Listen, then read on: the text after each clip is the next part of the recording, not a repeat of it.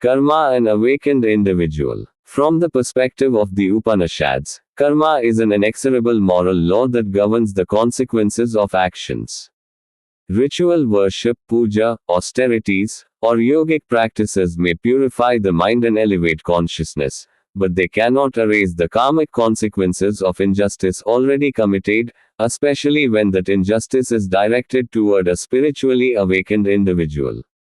The Upanishads repeatedly emphasize that the fruits of actions inevitably follow the doer. The Brihadaranyaka Upanishad states, "A man becomes good by good action and bad by bad action." Brihadaranyaka Upanishad 3.2.13. This verse reflects the principle that the moral structure of the universe preserves the results of actions. Once a harmful act has been committed, its consequence becomes part of the karmic chain. Performing rituals later cannot nullify the ethical result already created. The Mundaka Upanishad also teaches that ritual actions alone cannot liberate a person from the deeper law of karma. Deluded, regarding ritual acts as the highest good, they do not know the higher path.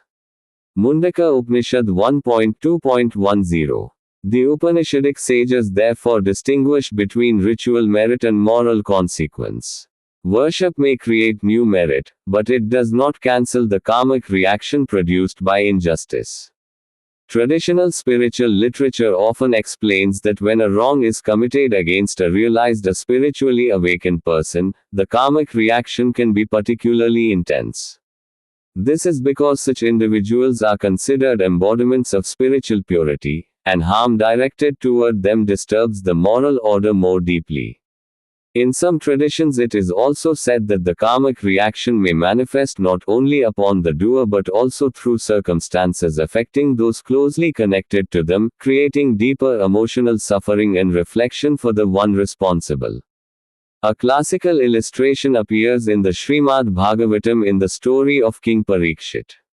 When Parikshit insulted the sage Shamika Rishi by placing a dead snake around the sage's neck, the sage's son Shringi cursed the king to die within 7 days from the bite of the serpent King Tikshaka. Even though the king later repented and devoted himself to hearing the teachings of Sukadeva Goswami, the curse still came to pass. His spiritual devotion brought realization and liberation, but the karmic result of the earlier injustice still unfolded. From this perspective, the Upanishadic teaching highlights an important moral principle. Spiritual practices purify the heart and lead to self-realization, but they do not erase the consequences of harmful actions once those consequences have begun to manifest. Therefore, ethical conduct and reverence toward the wise are emphasized as essential foundations of spiritual life.